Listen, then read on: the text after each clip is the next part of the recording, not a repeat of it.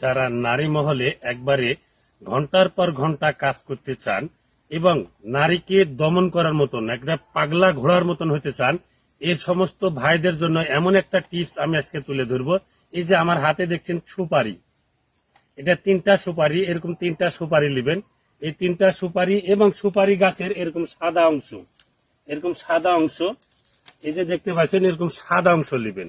এই 3টা মূল ছোট্ট ছোট করে কেটে পালিশ করে পিষে নেবেন।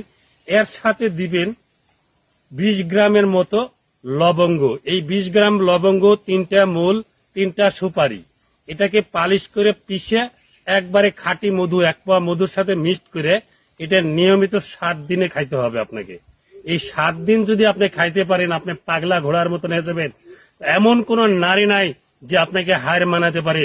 এটা এমন একটা মহা ওষুধ। এই ওষুধটা আপনারা নিয়মিত ব্যবহার করবেন 7 দিন। 7 দিনের মধ্যে নারী জগতের বাদশা হবেন আপনি, ইনশাল্লাহ হবেন, ইনশাল্লাহ হবেন। তো যোগাযোগ করবেন 01712470119 এই নাম্বারে আমাকে পাবেন। নিয়মটা আবারও জেনে নেবেন, ইনশাল্লাহ সারা জীবন নারী জগতের বাদশা হয়ে থাকবেন। ভালো থাকবেন, সুস্থ থাকবেন।